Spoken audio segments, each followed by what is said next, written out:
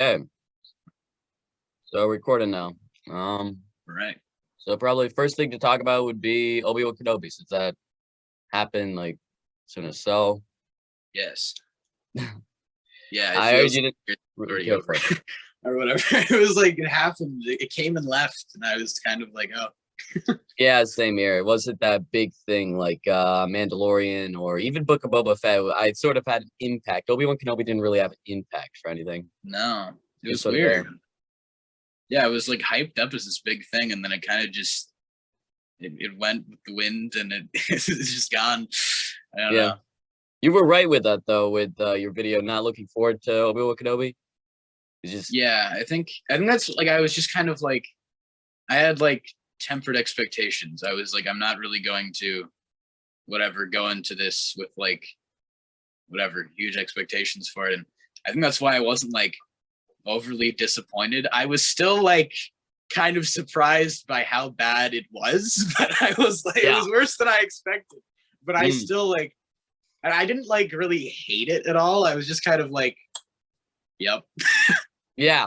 I was sort Called of it. just sort of sad, and this is where Star Wars is with Book of Boba Fett and then this because like Yeah. I remember like 2018, 2019 when they announced Mandalorian and Book of no and Obi-Wan Kenobi show. I was really looking forward to Obi-Wan Kenobi show. I was like, I don't really care about this Mandalorian. I can remember I was just looking it up and I'm like, Obi-Wan Kenobi, that sounds awesome. Mandalorian, what is this? I don't care. But The I'll, tables have turned.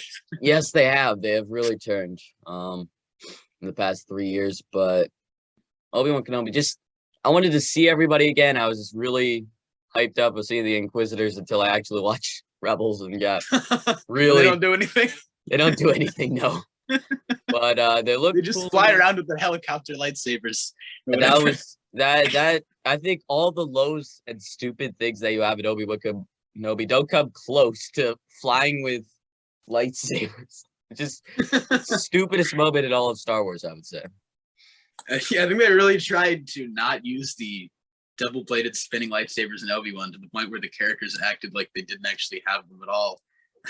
Yeah, Like where Reva was running around with like a single-bladed lightsaber, acting like that was the only like weapon in her arsenal. And I was like, "You have a double-bladed lightsaber, use it." yeah, and especially with until she had that fight with Darth Vader. But first 3 episodes, what was your thoughts? Just still disappointment, sort of, just like I, well, I don't know if it was disappointment. I like for the first two, I was actually like pleasant. I don't know if pleasantly surprised is the right word, but I was like, this is okay. This is not as bad as I expected. And the third one came along, and I was like, okay, so Vader puts out a fire and then can't put out the fire again and just stands there or whatever. And I was like, oh my God, what is going on? Why did Obi-Wan wait for the droid to scan his face before destroying it or whatever? There were like so many dumb moments in there where I was like, yeah, oh my God. And I was like, this went downhill pretty quick. I don't know. yeah. Me, first 2 episodes, I think were solid enough. I'm like, okay, this is fine. I'm hoping it gets better. All the Leia stuff, when as soon as Leia showed up, I'm like, oh no. I'm like, She's running I, through the I, forest. I could understand it, but I knew it would sort of drag on. Oh, that's what we're doing. And even if when we got to like episode 5, I'm like, oh, she's here for the entire show. I was hoping she'd be gone throughout the season. Like, Yeah, they just need. Yeah, they didn't even need her in there. It but was like, that's one of the things I enjoyed them. And then episode 3 really messed it up for me. yeah, I was episode three. really annoyed by it. But one thing that they have been doing with all the new Star Wars shows is try to get the hardened lead character, some sort of younger Oh thing, yeah, younger child. right. Like Mandalorian, it was Miller. Mandalorian Grogu. In Bad Batch, it was the Bad Batch in Omega. In Book of Boba Fett, they tried to do that with Boba Fett and like the weird, like cyborg Cyberpunk people. teens or whatever. Yeah, Yeah, that was so weird. And then I think that's all we've had for like Star Wars stuff recently. But that's all they're doing with that. They yeah. haven't It's just really. this formula, and it's like, It was good for the first 2 times with the Bad Batch and Mandalorian, but now that you're repeating it another year, it gets annoying when you're still trying to do the same thing, and we've already seen it. Um, So next thing, episode 4 was easily, I think everybody agreed, horrible. Yeah, that episode is awful. Like as It was bad like as Book of Boba Fett was, Obi-Wan Kenobi is probably the worst. Well, episode 4 was probably the worst Star Wars thing since Rebels and then Rise of Skywalker for me. yeah. No, it was so dumb. And it was like not just because it was bad in its own right, it's because I know you haven't played this game, but it literally ripped off beat for beat like the third act of the Jedi Fallen Order video game. Yeah, I saw Like, your video and watching them like, oh, that's how they got all this stuff. Like when I saw Obi-Wan sort of swimming through the water with the breathing thing, it just like Cal Kestis. Yeah, I saw the thing of that, and I'm like, they didn't upgrade that, and then like I can understand it in the video game, they didn't think it was a miscalculation, but some years later, and you could still go through that pipe, and it's all anybody could get in. And I guess they were like, oh, now they have this highest security gate that you have to get through. But like his freaking like ally lady just walks in and she's like, hey, I'm gonna report you to the Grand Inquisitor or something. I'm like, wait, isn't the Grand Inquisitor like presumed dead right now? Like, why would that even work? Like, why would that even like be a valid threat to this guy? Wouldn't this guy? Like, I thought that was gonna come into play later, and that guy was gonna like get on his radio and be like, we have an imposter or something, because he knew that like whatever the Grand Inquisitor was actually dead right now, and then she was acting shady. But that never happened. Like she just broke in and got Obi-Wan in like no problem. And then he didn't put on the Stormtrooper armor, which would have helped him hide from the Imperials. He I'm happy that he didn't put the Stormtrooper armor on. That trope has been overused so many times. I was like, please don't put out the Stormtrooper armor, and he didn't. So I was sort of fine with him not doing that, because we did not 100% need to rip off A New Hope for this episode. So. No, I agree. I agree that it's like an overused trope, but I also don't see in his situation why he wouldn't think that would be like an efficient way to get in, because he just snuck around the hallways and made more trouble for himself than it was worth by just sneaking around. Well, yeah. And then just the guy, I forgot his name. The guy that got killed. And they're like, no. Wade? Oh, yeah, Wade. Wade. Oh, no, yeah. Wade. Who the frick is this guy? Like, yeah, Wade. So even that, like, they're so surprised. Oh, no, he died. What about you signed up to be a rebel. Why are you surprised? There's some stupid line where they're like, no, we're soldiers or something like that. I'm like, weren't you already? Like, he's one guy. They've lost hundreds. Like Rogue One, they lost their entire squad and everything. You know, just one guy. It's our dramatic sacrifice. So sad with this guy. Oh man, no, it's just funny because I didn't care at all about any of these people. Like if they spent like an episode or something, just hanging out with them. But like Obi-Wan is there for 5 seconds. Ask this guy to help him. The guy's like, no, I won't help you, but actually I'll help you or whatever. Yeah. And then like. And then they just go in, and then this guy blows up who had like one line of dialogue. And it was just like, oh my god, why? And then I think they had one. I can't remember the name, but they had one person working on the entire season, directing all the episodes. She did some Mandalorian. I can't remember her name. Deborah Chow. Yes, Deborah Chow. So. I think that was maybe a bit too much. Disney's just like, hey, you take care of the entire Mandalorian. No, I'm getting these shows mixed up. Obi-Wan Kenobi show, and we're gonna just have somebody else working on Book of Boba Fett. You got the entire show here. And then episodes 5 and 6. I know you really enjoyed episode 5. My favorite was episode 6, even though it did have some problems. It was still pretty good.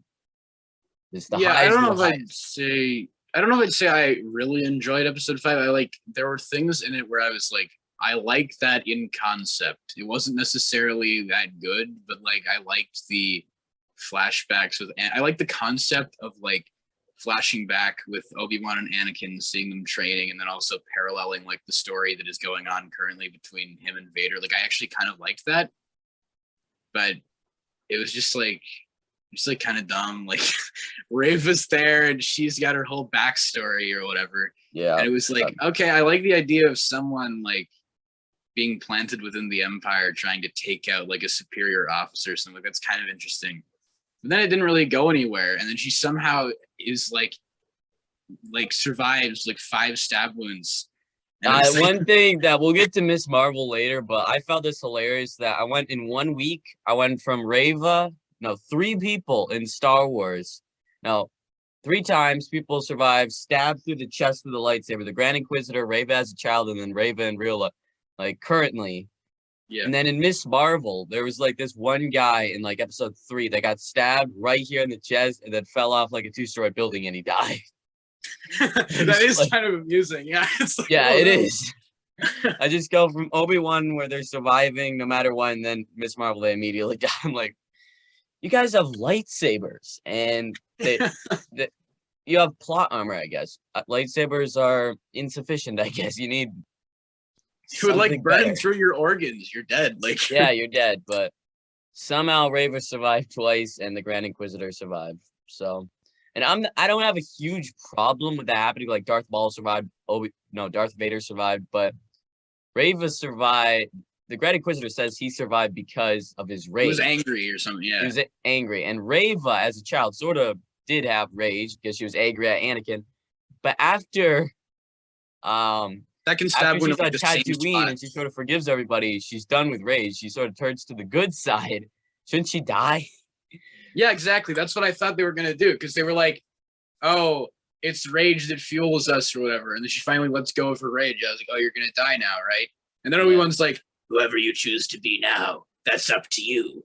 Yeah. Bye bye." And then he just leaves her there in the middle of the desert. I'm like, wait, what the frick? Like, Yeah, there was a few things where it's just so easy to fix a bunch of the stuff in these episodes. Like episode 5, when Darth Vader had the 2 lightsabers there, he should have just beheaded Reva.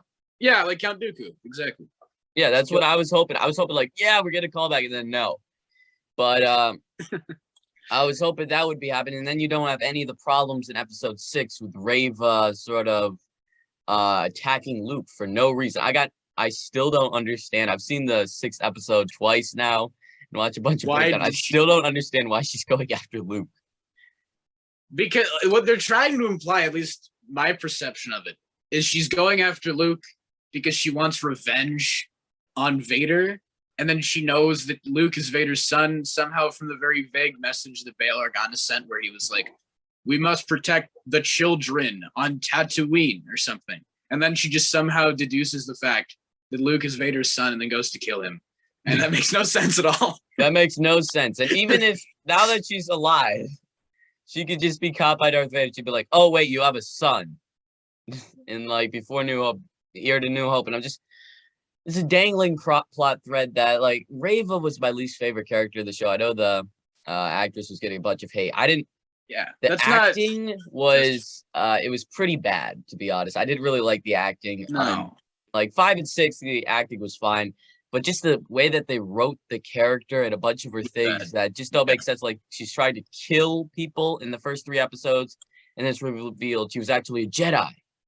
So just like, really? Oh no, there was the thing where Obi-Wan is like, what's the thing? She's like, "Oh, I failed them," or something. He's like, "No, you have honored them and brought them peace." And I was like, what? Like, how? You've been going around murdering and torturing children, like. And I mean, I guess that's not something that's like out of the bounds of Star Wars. Like they've always had these, where, I don't know, Kylo Ren, Darth Vader, these characters that go around murdering and torturing people for years, and they do one nice thing, and it's like, oh yes, they have been redeemed in the eyes of God or something. Like they always do that. Like Darth Vader, he sort of did it. It made sense for him. There was still some good in him the entire time. Kylo Ren, I saw like a video just a few weeks ago that said Kylo Ren should have survived and sort of redeemed himself by rebuilding the temple that he destroyed and sort of bring back the Jedi Order that he destroyed. That would have actually given him. That would have given him an actual thing. Like the easiest way to redeem Kylo Ren is to give him like a dramatic sacrifice. He actually has to make up for his mistakes rather than just like, I don't know, healing Rey and then falling over or whatever. Like it's like really dumb. But maybe they're gonna do that with Rey, but she's gonna help out with Luke or Obi-Wan or something. She's gonna do I don't know, something. but it's like in that case, it's like she didn't actually like really do anything. A good deed. Like the problem is like, yeah, like in the cases of both Kylo Ren and Vader, they did good deeds. Like they saved someone. Reva literally chased down a child, was about to murder them, and the last second was like, No, sorry, I'm not gonna do it. And then came back, brought the child back, and was like, I'm nice now. Like, that's not called a redemption. That's called like No. at the last second choosing not to kill someone. Like, It's really frustrating with that character. And I hope that I sort of like to make it fair that she's redeemed and she goes help people. They'll probably show her more, but I just hope that they don't show her anymore. I think just leave it alone, forget about it. Obi-Wan Kenobi never happened. So she's gone. I just hope that's what happened because I really didn't care for the character at all. no, and it's like, yeah, it's not like I think the character was not cool in concept. Like, I don't mind the concept of the character, but it's also just kind of like, and it's just another ripoff of the video game. Yeah, Like, I heard you thinking that, and character, yeah. like, oh, becomes the Inquisitor, wants to prove themselves or wants to get revenge on people who wronged them, and then at the last second they're like, oh, I'm gonna choose not to do the wrong thing or whatever. But like in Reva's case, she like still survives, and it makes no sense, as we already discussed. Yeah. And it's kind of like it would make more sense for her to die there rather than just like surviving like some vague thing at the end where they're like, well, bye bye. Like, Yeah. And I saw people pointing that out too. Why would Obi-Wan even let her live? Because she knows like where Luke is, who he is. That's it. Obi-Wan's like entire crucial mission. information. And Obi-Wan's just like, oh yeah, you can go now. Like, what? No, like you need to protect Luke. Isn't that your job, dude? Yeah. But I think just the best part of the entire show was just Obi-Wan Kenobi and Vader. Seeing them again. That was the thing that sort of kept it from being absolutely horrible for me. Because like Ewan McGregor's his acting is so well done. Sort of like Oscar Isaac earlier this year. Moon Knight, the show, good enough, but with him acting, he really boosted it up a bunch more. And the more I think about it, I'm more like, that was actually better than I originally thought it was. It's sort of moving up my score. But Ewan McGregor, he did a great performance, I think. I think Aiden Christensen did a great job. So that's what sort of kept it higher for me. Yeah, I've seen a lot of people saying that, and it's like I don't think either of them are bad actors. No. And there were points where I thought their acting was good.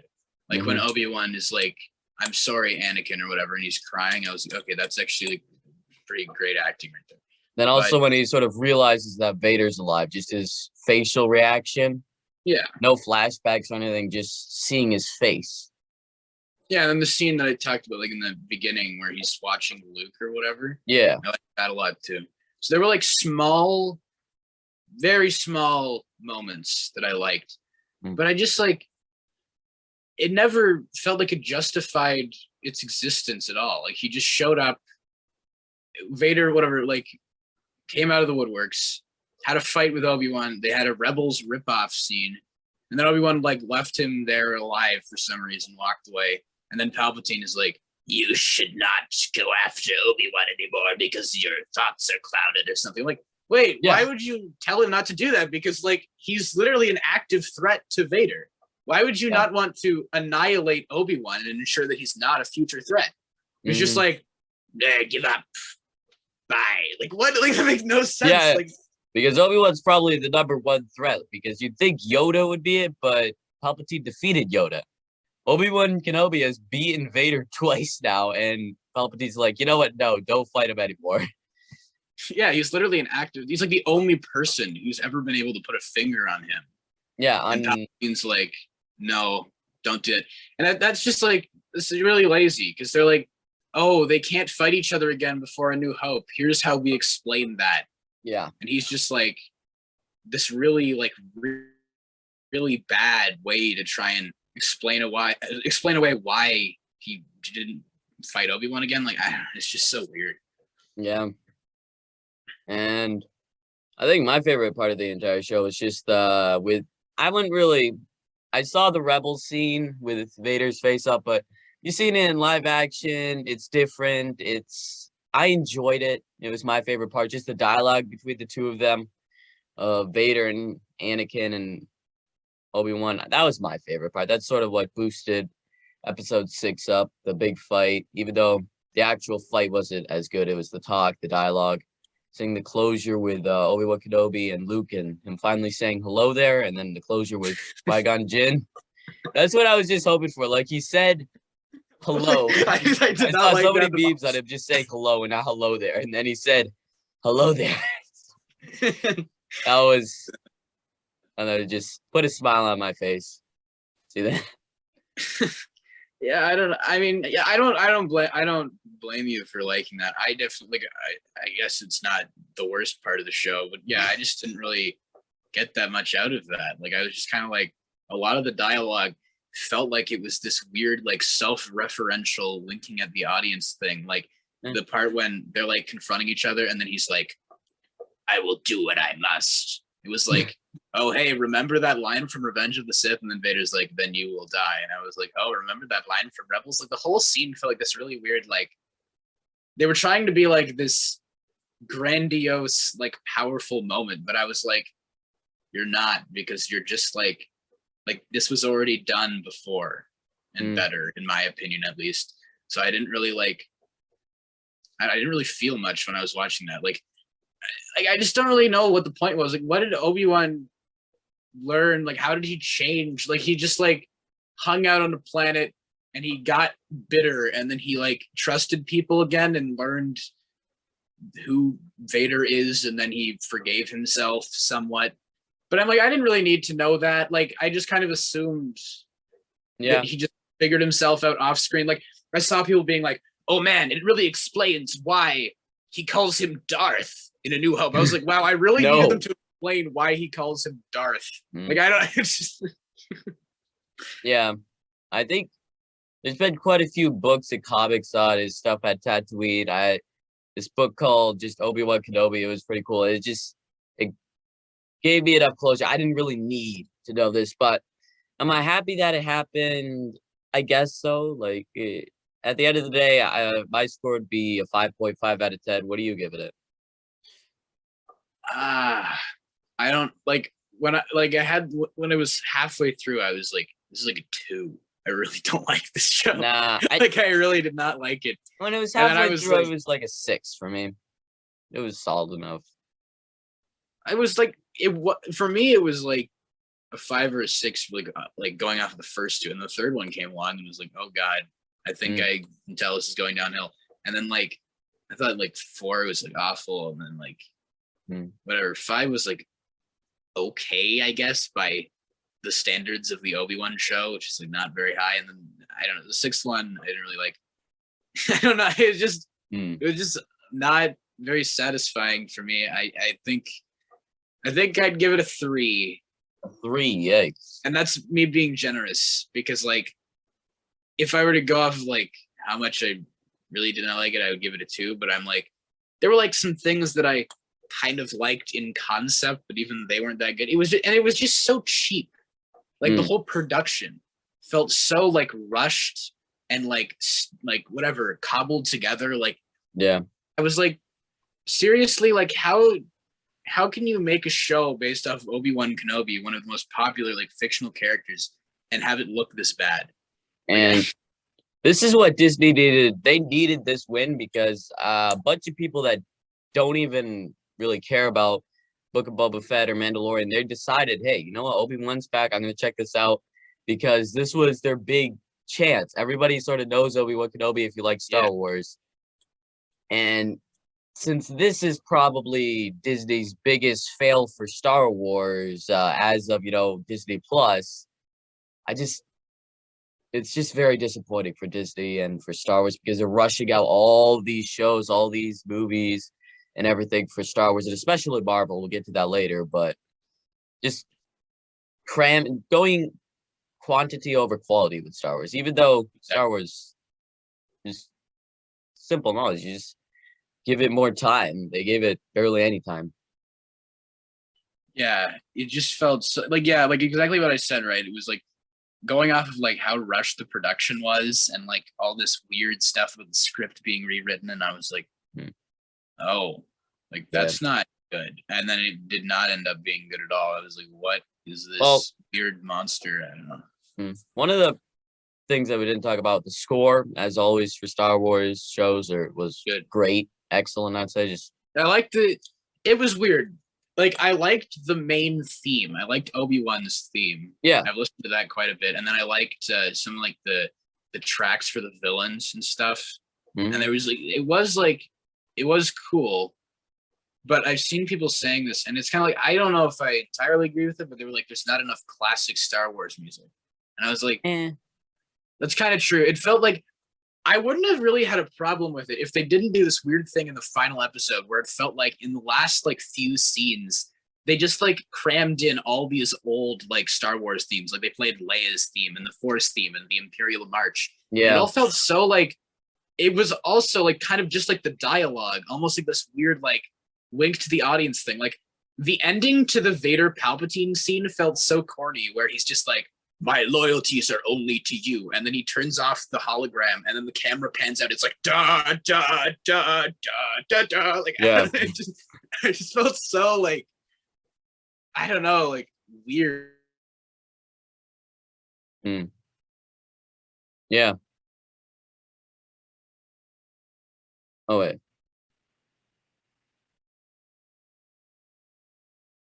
You still there?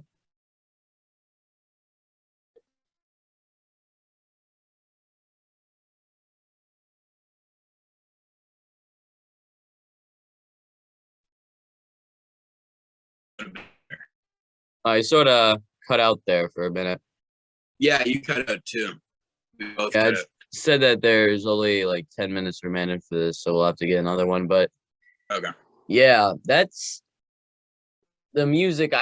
I'd call it the worst music in a Star Wars show, but it was still pretty good. Like compared to the rest of the Yeah. show, it was great. Yeah, But- exactly. Because like every main theme at least has been great. Mandalorian's probably my favorite, and then Book of Boba Boba Fett, Fett. even though the rest of Yeah. it wasn't too good. The music was great, and No. then, but Yeah, yeah, it was Yeah. disappointing. definitely. definitely. Yeah, it was Mm. weird. I was like, how did this fall below my expectations that were already low? I don't know. It's definitely, it's probably my least favorite Star Wars show. Hmm. Thinking about Yep, it. I'd say that too. I'd agree with that, and probably will stay that way. Unfortunately, just really, well, oh wait, no, it isn't. Rebels is the worst. So Really? second worst. Hmm.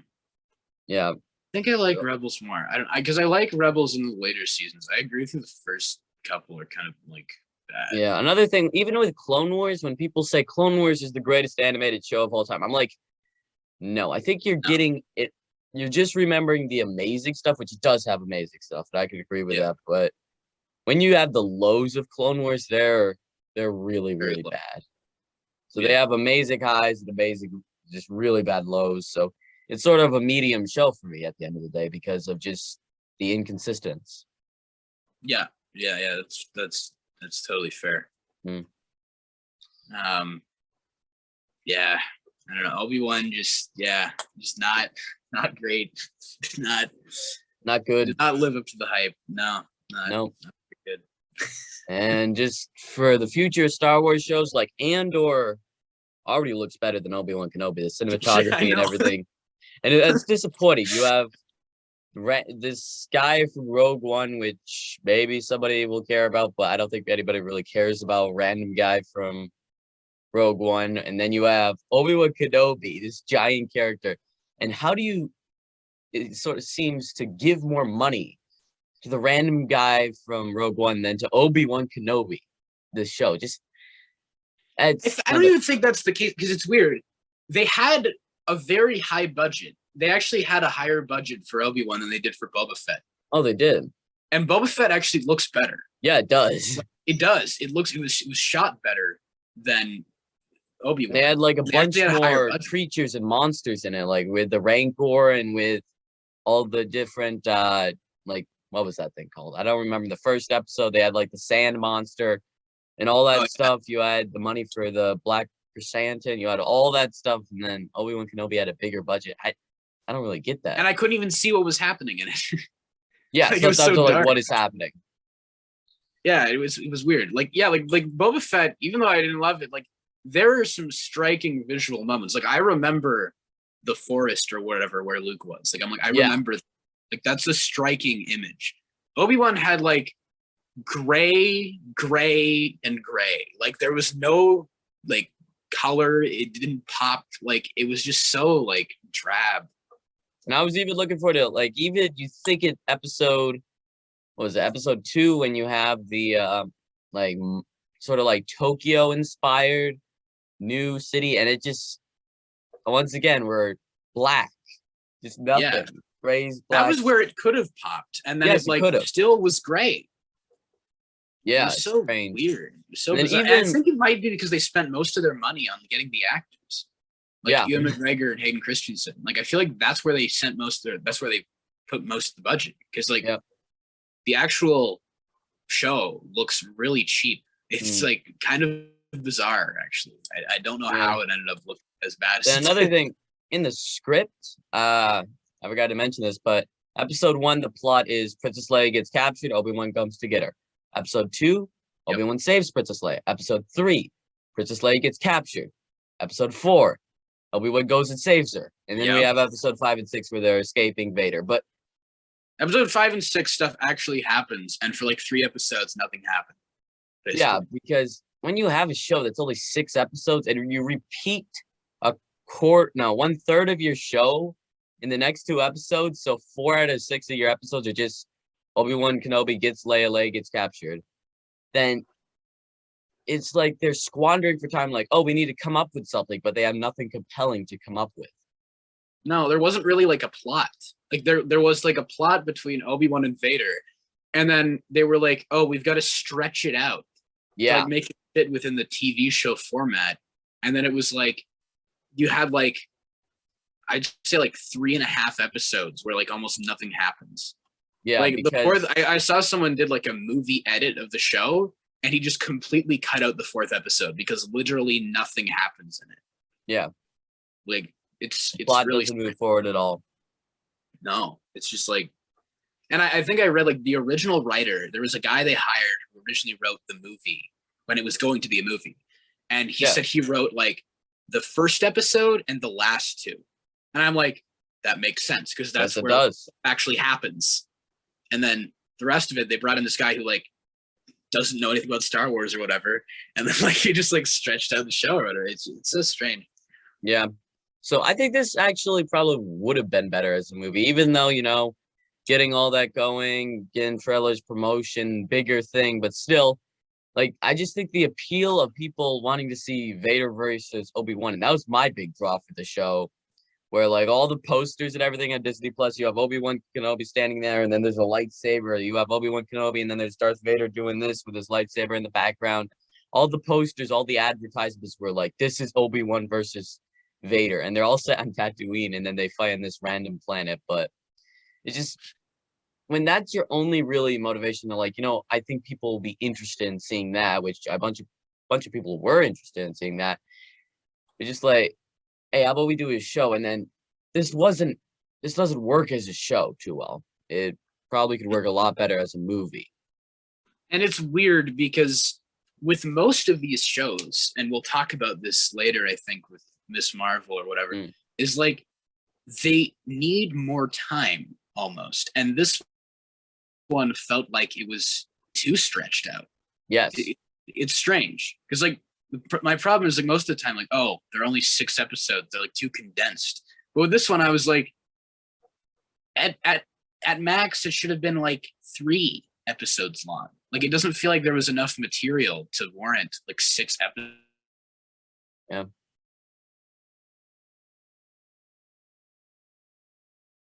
I think it cut out. Thanks.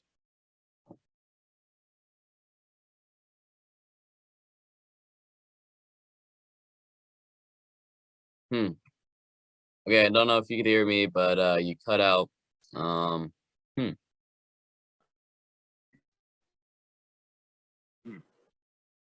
Okay, we're recording again. So yeah, Obi-Wan Kenobi was a pretty big disappointment, but then Miss Marvel. So going into Miss Marvel, I actually didn't watch it until like episode 3 came out because I just didn't care. This was like, I think Yeah. bottom 3 most anticipated MCU shows like 4 years ago when they announced them all, 3 or 4, and it was down there with I Am Groot and some other show, but I was really not looking forward to it. The trailers, I just was like, no, this doesn't look cool. This looks like basically Shazam ripoff thing. Yeah, it didn't look any good. So then you said that they were great. I heard some other people say that they were actually really good. And so I checked them out, and first 3 episodes were actually amazing. Like, I loved them. They were so good. Me too. It was actually, like, fun. Yeah. It was probably like top 3 most surprising things this entire year for me. Yeah, totally. Because I had no I was like, I might not even watch this. And then my friend was like, hey, I watched the first episode of the show. It's actually, like, really good. I was like, really? And then I watched, and I was like, oh, shoot. This actually is, like, really fun. Funny. It had so much style and so much just pop to Yeah, it, that's the thing, man. I was like, I need one of these shows to have, like, color and, like, visual style. And this show had it. Yeah. Like, it was the great. first couple, like, I vividly remember the one shot of, like, what's his name, Bruno, walking across the street, and then you see the text just, like, on the street behind him. I was like, I like that. Yes. And it just sort of like this, the acting here, the family dynamic, I love that. Like, it's so weird because in the first 2 episodes, those were easily my 2 favorite.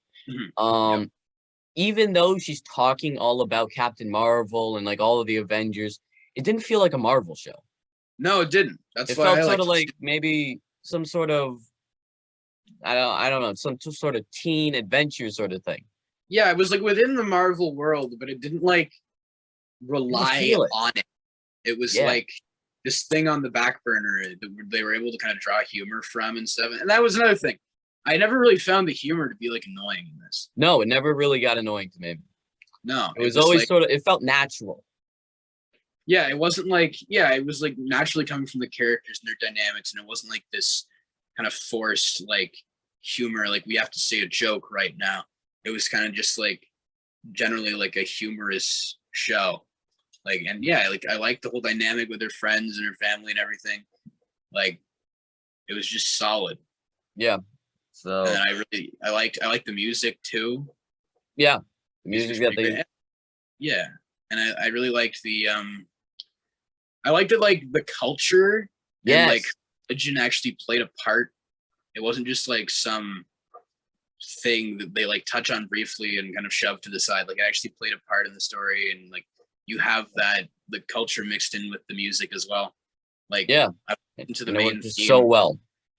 Yeah, like, I've listened to the main theme for the show, and it starts out sounding like your typical superhero theme, and then it kind of transitions into this Pakistani, like, music. It was really cool. Yeah, it was. And I just love the entire family. It felt natural, like, when they were trying to make their daughter a suit. Usually that comes off as cringy, and it sort of did, but it was in the right way. Yeah, it was like Spider-Man Homecoming, kind of. Yeah, it felt That's real. What kind of reminded. Yeah, it wasn't just like, like a fake, like, kind of pretending to be a family, like, kind of thing, right? Like, that's what sometimes these directors, like, come across as, is like they're pretending to, like, to understand, like, whatever, like teen life or whatever, or, like, this kind of family dynamic, and they actually don't, and they're just like, it's like a weird, like, fake version. Like, I never really felt like that. Yeah. And then also, like, the acting and stuff with Kamala being, this is the girl's first, like, actual acting role. She did a great job. Like, she's the first acting role. Yeah, very like, good casting. Because like, I looked into it, like, she's, like, basically just like the character, like, this kind of, like, nerd, huge fan of the franchise, and I was like, I could feel that, like, coming in the performance. Like, it was very natural, very genuine performance. The entire family was great. All her friends worked. The school dynamic, I just really like the school, and just going by and seeing all the drawings and scribblings everywhere that she added to everything. Like, it felt real, and that's what I really lived in. Yeah. Yes, lived in. And sometimes they try to do these sort of teenage stories, and just, like, not even superhero movies, but just average movies, and it comes off as so cheesy and fake. Yeah, exactly. Like I would describe it as you probably haven't seen them, but the Big Thing Tall Girl on Netflix. Oh yeah, I've heard of those. It's been like a giant meme sort of a thing, but I watched them and it feels like the fakest thing ever. She's seriously 6 feet 3 inches, not even super tall. It's this giant overdone thing. And it's hilarious to watch, but you know it's bad. So Yeah, this just felt so just good, and I really enjoyed those first 2 episodes. Episode 3 I thought was fine, good, you know, sort it of. was good for half of it, and then Yeah, I don't know if you feel the same way, but like towards the end of the third episode, I started to see like the cracks showing a little bit, and like same here. the Yeah.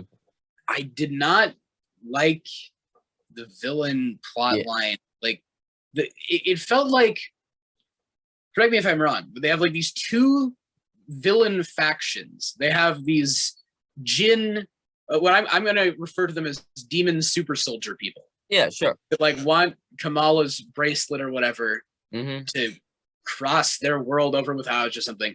And then they have damage control over here. Which And they made no sense. yeah. They wanted Kamala, then they stopped going after Kamala, and then were only focused on like this one guy, whatever. They disappeared from the show for like 2 episodes. They just And then they're stopped back. looking for Kamala, I guess. Yeah, it was so weird. And it's like they introduced them so that they could shove the demon super soldier people like out of the story temporarily, so they could focus on Kamala and her grandma and her history and all that. And then they just kind of come back and like escape from damage control randomly. It felt like there was no real point in them getting kidnapped by or like getting arrested by damage control, because they immediately break out and go after Kamala again. And it was so weird. Like it felt like they had these villains, then they got kicked out of the story, then they kicked the other villains out of the story, then they died, and then the other villains came back into the story, and then that's how it ended. Like it was so weird. Like they had these two different villain groups, and they just kept kicking each other out of the story until one died and the other one took over. Like, Yeah. it I was just so really weird. all of the villains, that was one of the weaker points of the show for me. Mainly just the villains. I hated the villains. They were just so boring and just they didn't really have anything. They were just This sort of there. the lady that led the damage control, who was like this weird agent that went AWOL and was like shooting children or something. I was like, who the frick are you? Like, Yeah. why are you this villain? Like, Yeah, they don't give them any backstory. They're just there to get Kumala for no reason. And then even like the demon super soldier people, they just once again, I don't really care about them at all. And they don't really No. have none of them have anything that just stands out. Like even Moon Knight, there was quite a few problems with that show, but I really enjoyed the villain. Vader had problems, but I really enjoyed the villain. I'm trying to think of who is the villain in Book of Boba Fett, but the Pikes. oh yeah, the Pikes. Okay, so And then Book of Cad Boba Bane Fett. showed up at the last second and died. Like, Yeah. Okay, so the Pikes were probably better than these, but just the villains, I didn't even think we needed villains for the show. I'd be fine if there was no villains and it was just hanging out with Kamala while she figures out her powers. exactly. It I'd felt be like fine they with were trying to give it some.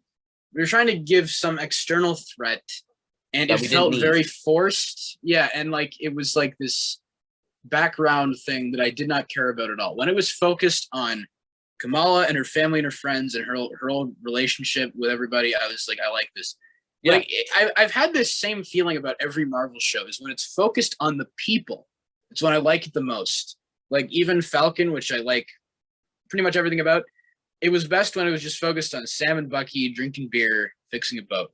Yeah, that was great. Hawkeye was best when it was focused on Kate Bishop and Hawkeye hanging out. Yeah, just hanging out. And then same with WandaVision and Loki, just Loki talking with Morbius. What If didn't really have much talking, but yeah, then let me think what else was there. And then Moon Knight. The talks in Moon Knight were still fairly good when you had Moon Knight talking to Steven and Steven talking to Mark and that. So yeah, the conversations are usually the best part. yeah, But I'd say Loki's the only one where the conversations are equal to the rest of the action and everything. They're all on the same high level. But yeah, I didn't need the villains. I thought it was cool. It was like they needed somebody and they didn't really advertise any big villain or big threat. So I'm just like, okay, sure. And so that leads us to No. episodes 4, 5, and 6, which I just finished I watching did 5 not and like 6 4 last and 5. night. I was not the biggest fan of 4 and 5.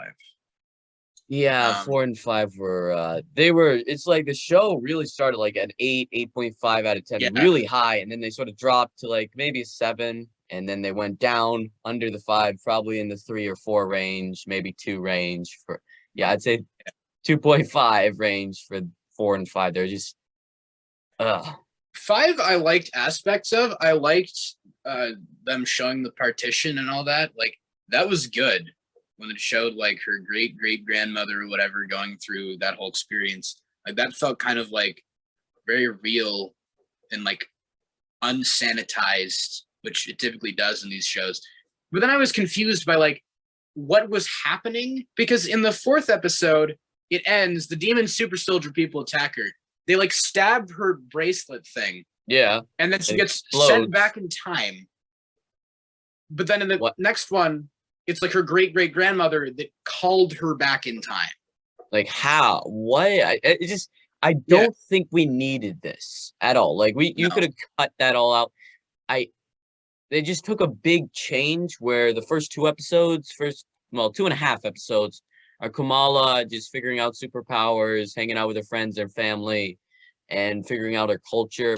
And then we take a giant just U-turn, turn right around to going back in time and like the magical ancestry and saving her grandma. It's just like, I didn't want or need this. This is not what I wanted from, well, I didn't really know what I wanted, but after those first 2.5 episodes, this is not what I wanted at all from this show.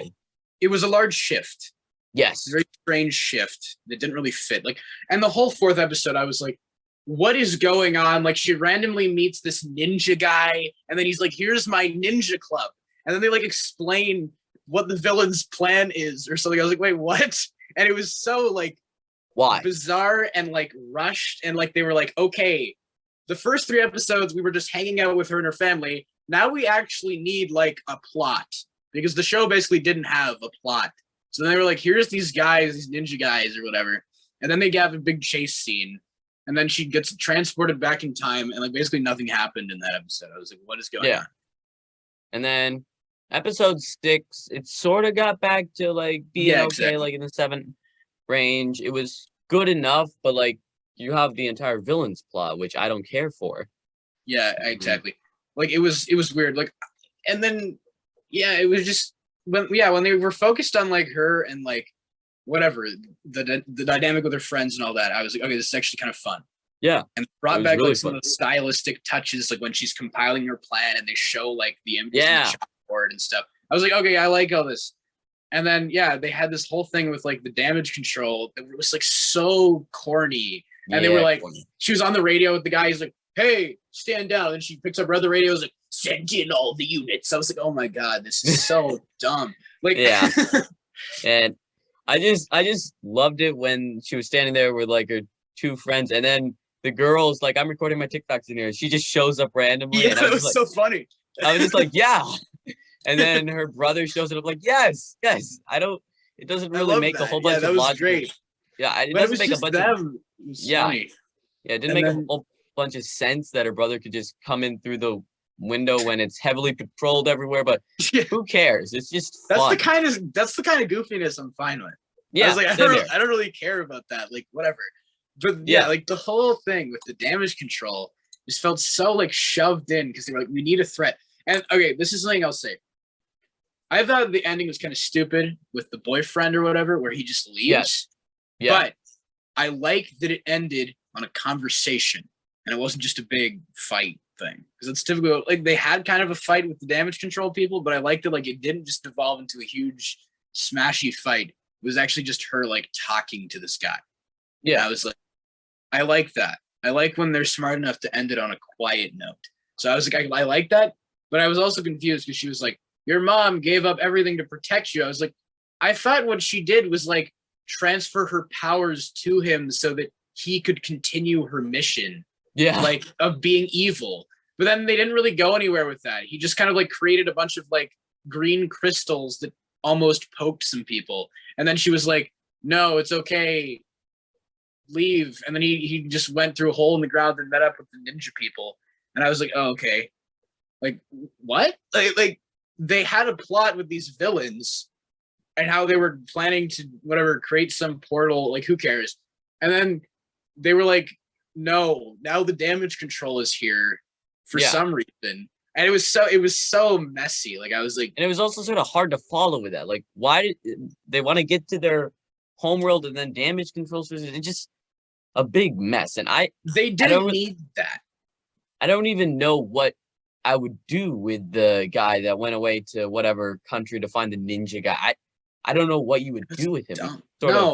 They just kind of rode themselves into a corner. Yeah, they killed off the other villains, and then they were like, okay, now damage control is here. But like, damage control made no sense. They were like, we're gonna go after Kamala because she's an enhanced individual. Then they like stopped looking for Kamala for like 2 episodes, and then kidnapped the demon super soldier guys. Then they broke out. Then they went after Cameron, this guy who, from their knowledge, does not have superpowers. Like they did not know that he had superpowers. So they deliberately go after the one guy that doesn't have superpowers, who should not be a concern to them, and give up on their search for the actual like superpowered individuals that are a threat.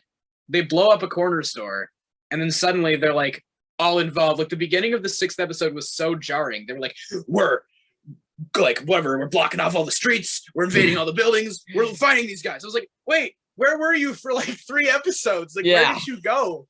Like, it was so weird. Yeah.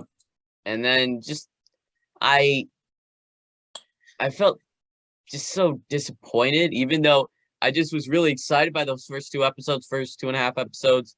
And then at the end, I'm just like, really, this is where it ends. Another thing, I don't really know your opinion, but just the look and the CGI on her powers and stuff, and just in general, the CGI in the show, I think it looked pretty bad in some scenes. Like, yeah, it's weird because I don't have any, like, I saw like one of the guys that I follow was talking about how like they changed her powers or something. I don't really care about that.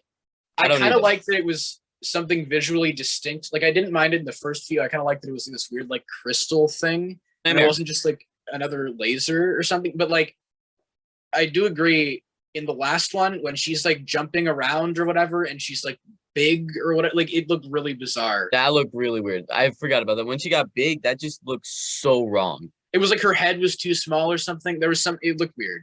And then another thing with that, when like the demon super soldier people died, and then you saw their skeletons, it just looked so weird. Bad.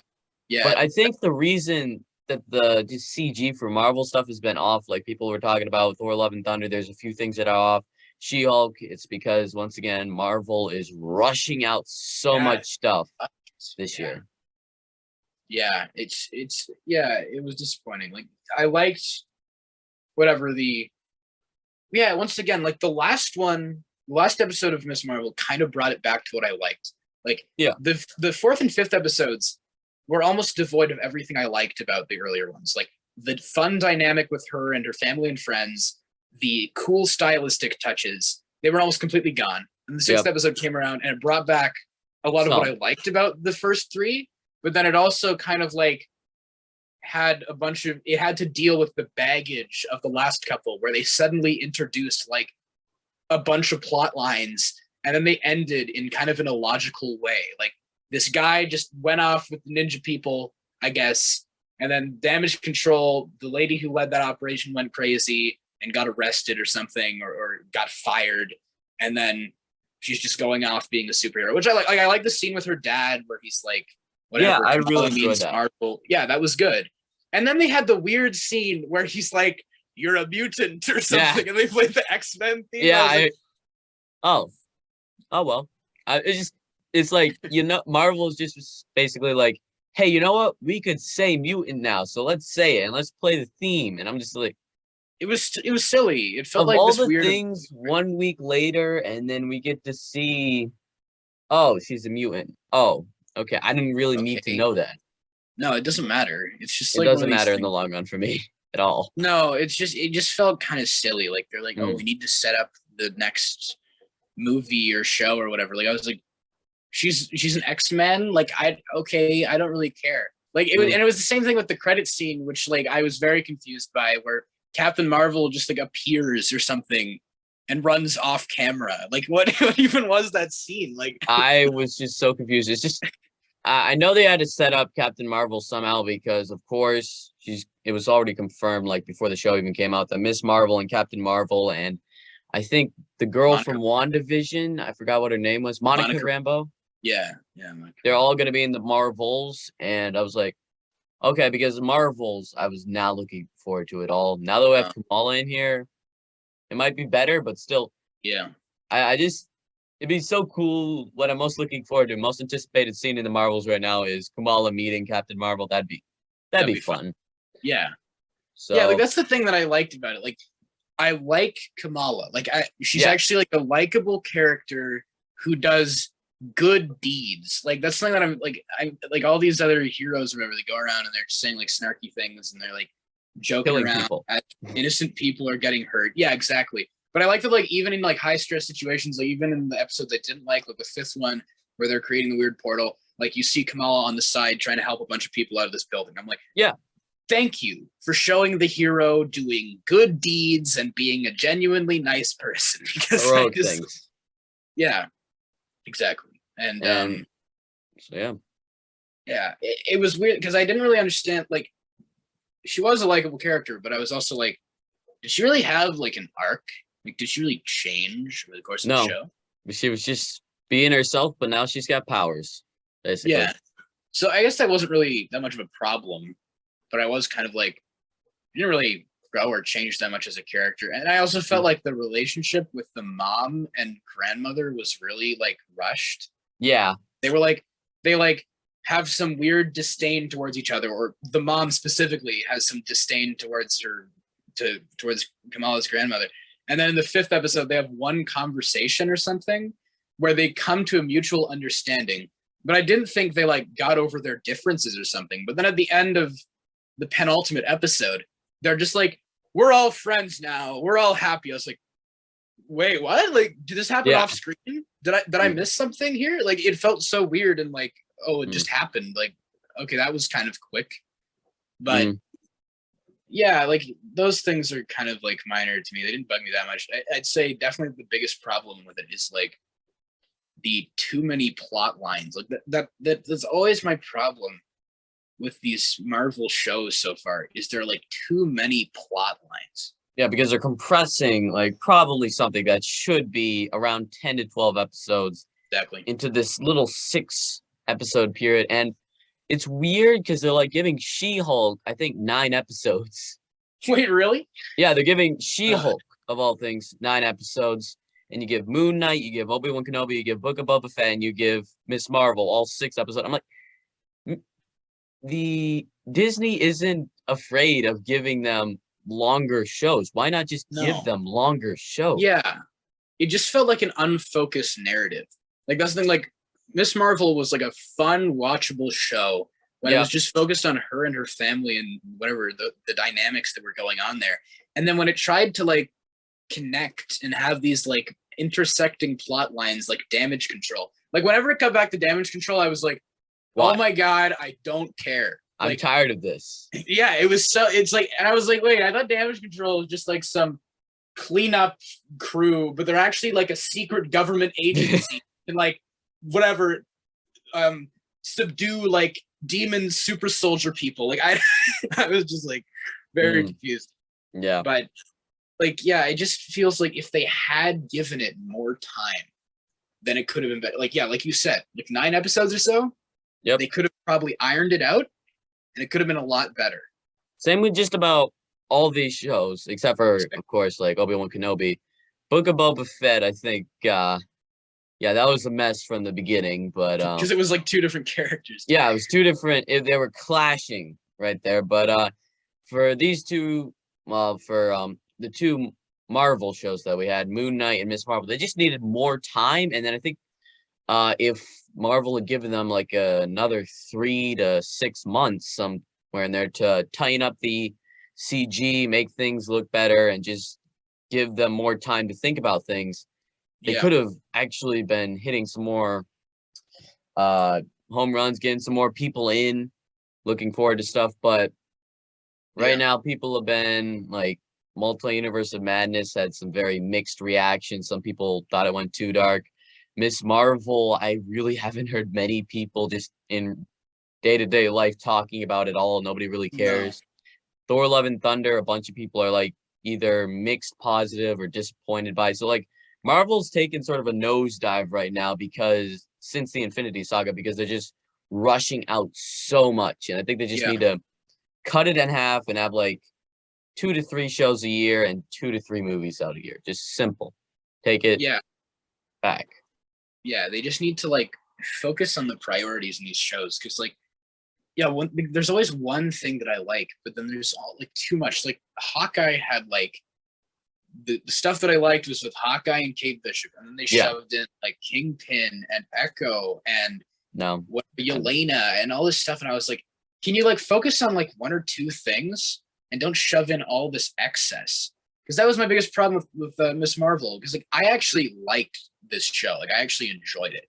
Yeah. But I was also like, you didn't need the damage control. You didn't need the weird X-Men reveal thing or whatever. Like it just felt so like kind of tacked on and like, yeah, it's trying to give it some like loose connectivity to the rest of the franchise That that it didn't need. really need. Yeah, exactly. So yeah, it was sort of really surprising and then disappointing. So what would you give out of 10? It's kind of complicated. It's like, yeah, Yes, it is. it's very difficult for me to rate it because like when I was watching the first half, I was like, this is like I'm contemplating giving this like a 7 or something like that. Like, Oh, this is I was good. going a bit higher. I was like 7.58 right there. I was really enjoying it. It was so good. I think it might have just been my surprise though. Yeah, it's fair. I think definitely. Yeah, I was contemplating giving it a 7, and then like the fourth and fifth really were like a drag for me, and then like the last one kind of brought it back, and like at the end of the day, I was like, overall enjoyable experience, but really needed to be like ironed out, more focused. Yes. And so like if I were to give it an objective rating, I'd probably give it like a 5 out of 10. But if I were to give it a subjective rating, like based on my enjoyment, I give it like a 6.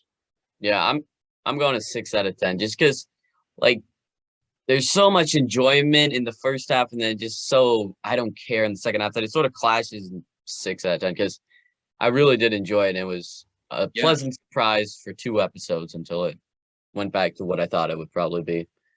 Yeah, exactly. It was like the first half, like I don't know, yeah, like the first 2.5 episodes, I'd say, were like really, really good, and then the fourth and fifth ones I did not like. They were almost devoid of everything I liked about the first half, and then the last one was like enjoyable, but it was like this weird mix of like stuff that I enjoyed and then a bunch of stuff that I did not care about and that did not need to be in the show. Yeah. That's the way I'd sum it up. So I feel kind of bad. Yeah, like a 6 out of 10, I think is fair. Yeah, so I agree with you. Let me see. I'm checking out what they got for new Marvel stuff coming out, and yeah, Wakanda Forever is coming out in November. Thor: Love and Thunder came out. Did you see Multi-Universe of Madness? No, I didn't. I know it was added to Disney Plus. I kind of want to watch it because I know like my dad wants to watch it. So I will probably watch it eventually. I'm not sure when, but I will probably watch it at some point. Yeah, it's sort of frustrating in some points, but it's a lot darker of an MCU thing. I enjoyed it. It was solid enough. And it was, probably, it's the best Marvel thing that's come out this year, I'd say. And then next they got like Secret Invasion coming out. So I'm actually really looking forward to Secret Invasion. There's no trailers or anything except for that little clip with Nick Fury with like the beard and then one eye, both eyes there, but no eye patch. So I'm looking forward to it. I think it should be really cool, but might be disappointing once again. Yeah, I don't know. What next one is like She-Hulk or whatever, right? Oh yeah, She-Hulk. I forgot about She-Hulk. Which yeah.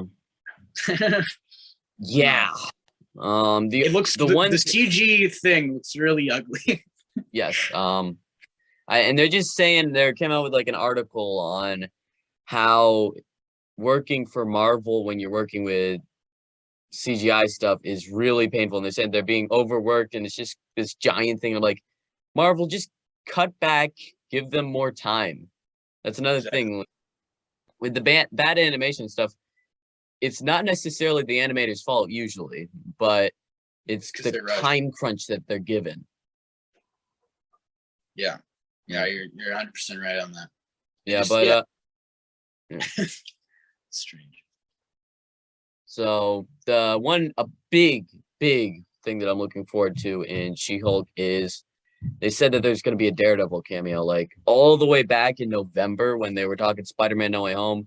Sort of like a leak came out that said that Daredevil would be in, if I remember correctly, he was going to be in Spider-Man No Way Home, She-Hulk, Echo, and then he's going to get his own show. And he has been confirmed he's going to get his own show on Disney Plus.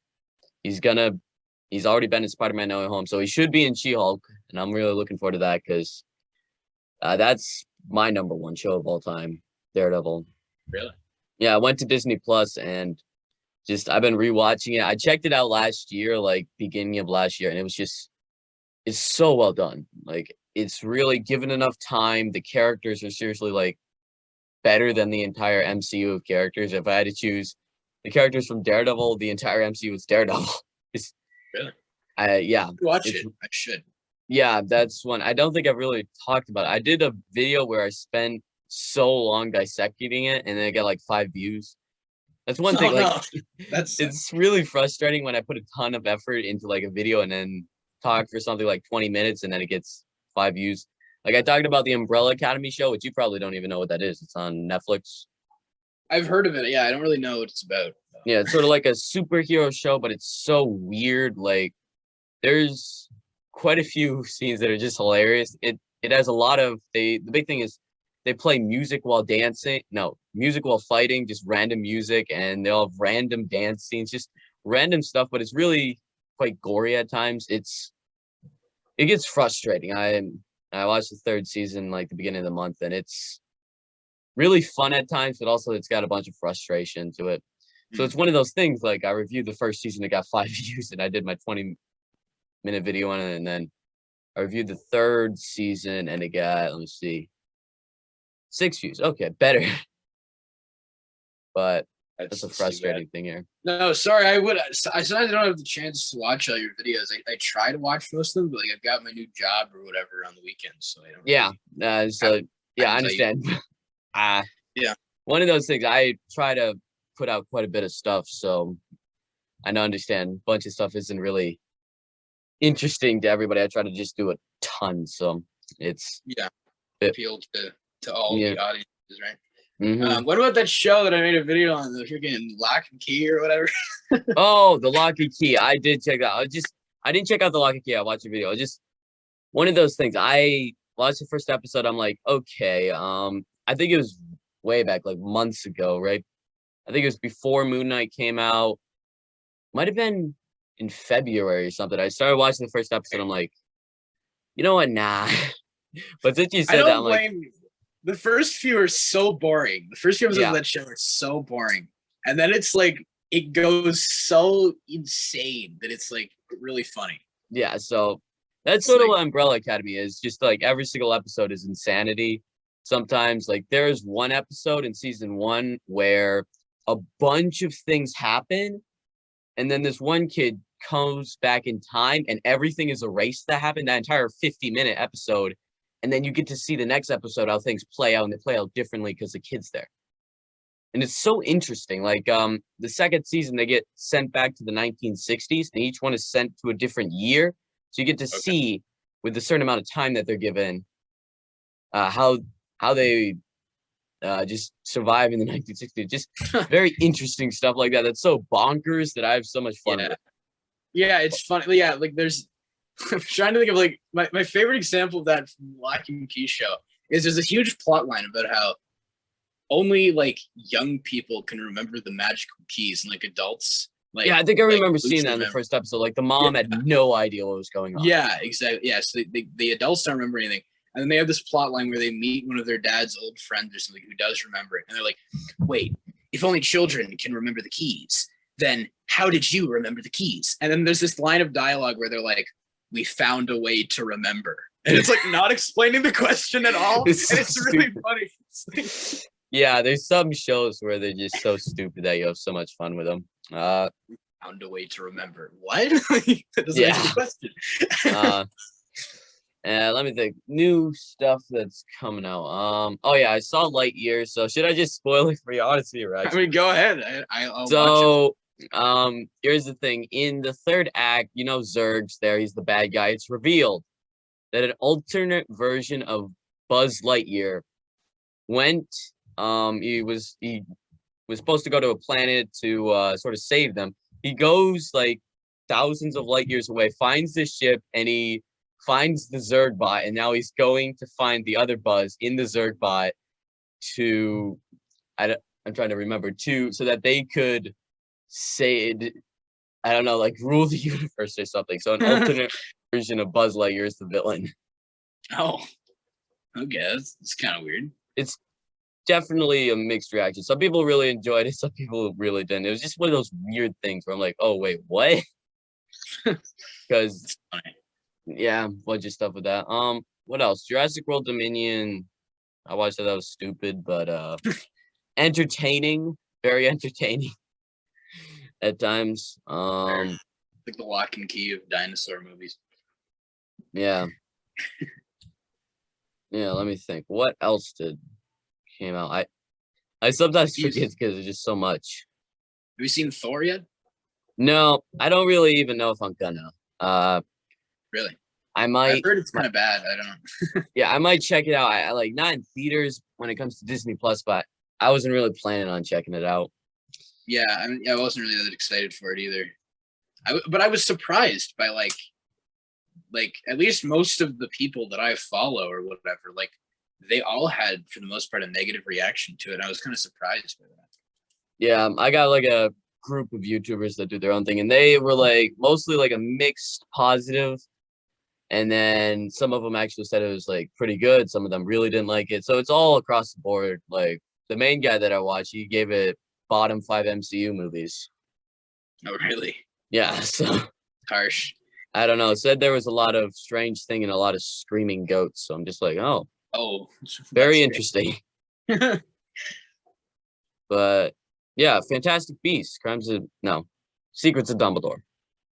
Secrets of Dumbledore. Yeah, that's one thing. Yeah, at the end of the day, I thought it was good enough. Like it really had. The Wizarding World needs something really just to pop huge where everybody really enjoys, and it's really good. They haven't really had something where I need to get the next thing. It's just like Secrets of Dumbledore was sort of there. It happened. If they make another one, am I gonna go crazy? No. If they don't, will I really care? No. It's just sort of just there. Yeah, I don't know. It's a weird situation for sure. Yeah, it is. It's like I liked it when I first saw it, and I was like, okay, there's some problems with it, some things that kind of annoyed me. And I watched it again. I liked it more. Like I felt the plot flowed better. Like I actually think it's a pretty well done plot. Like all like from beginning to end. Like I like the whole aspect of Dumbledore and how he doesn't really tell anybody anything, and then it's just like, this is my weird, overcomplicated plan. It felt very in character for him. Yep. And like when I watched it again, I was like, okay, I actually feel like it's paced better than I thought. Like it flowed better, but I still did have the problem where I was like, you need to show me some of these things and not just say them to me. Like when Dumbledore is sitting down with Newt and he's like, my sister was an Obscurial and here's my tragic past, and it's just him. Yeah, recording again. So yeah, at least this is free, because yeah, it'd be annoying if you're paying for something that just kept blocking up like this. Yeah. But yeah, so Secrets of Dumbledore. Had some. I'd say the story was pretty good, but at the end of the day, I didn't really care about the story as much as I probably should have. Just sort of like, okay, we get to see a bit of this. Hmm. I think. Okay. Yeah. Yeah. No, I felt like they did not, at points, they did not take advantage of the medium of film as much as they should have. Where Yeah. it was like Dumbledore explaining his past to Newt, and he's just like staring at a wall the whole time. And I'm like, could you maybe like show us some of this? Like, because they talked about that before, like the duel between him and Grindelwald and Aberforth that happened that ended with Ariana's death. They talked about that in the Deathly Hallows. I'm like, Yeah. I would like to see that like on Mhm. screen. And they just kind of talked about it again. And I was like, I mean, that's fine because some people haven't read the Harry Potter books, so it's cool for them to know that. But I also would have liked to have seen it. Yeah. That was known as like one of the biggest wizard duels, and you don't get to see it. No, and it's like part of it. Like I was talking to my mom about that after watching it. She was like, maybe they just kind of like ran out of budget for some of these things. Maybe they just didn't It's have the budget possible. I don't think to, it had a like, huge budget. to like show like a big battle happening or something. Like they had the fight between Grindelwald and Dumbledore at the end, but that was pretty quick. And it felt like maybe that was like the extent of their budget. Like there are a couple really cool like visual scenes, like when they escape from the dinner, or when Theseus and what's her name, Lally Hicks, are like fighting the Aurors or whatever. I was like, okay, those are like the two kind of standout scenes, and the rest of it was just kind of like there wasn't a ton of there weren't a ton of real standout visuals. I didn't feel, and I felt like there were moments like that in the previous two movies. Probably for the wrong way in Crimes of Grindelwald, but yeah, there was some standout things. Like you think, in the first one, the entire fight with Credence at the end, destroying London, and then you have Crimes of Grindelwald. You have Grindelwald's big fight at the end where you have like people joining him and him fighting Newt, and like the dramatic sacrifices and stuff. Which they both had pretty big standout end scenes. This one is basically just figuring out who's going to be the leader, and then that's it. It's not a giant thing. No, and I didn't mind that so much because it was kind of like also trying to close out like the story of the movie in a way, and like the relationship between Dumbledore and Grindelwald. So it wasn't meant to be like this big spectacle moment, even though it kind of was, but like it ended on like a quiet note where he's like, "Who will love you now, Dumbledore?" So it was kind of meant to be more of like a character moment than a big action beat. So I didn't really mind that much. But yeah, I do agree. Like there weren't as many like standout visual moments in this movie. Yeah, it's one of the things. Yeah. How about this? How would you suggest fixing Star Wars? That's one thing where the MCU obviously has got their giant plan and they're doing stuff. Star Wars doesn't have that. Do you have any ideas for that? I don't know. It's like it's a tricky situation for sure. Yeah. And I feel like they should just kind of focus on like telling their own like stories about like characters that either we don't know that much about or like haven't been explored thoroughly. Like I have level expectations for the Andor show.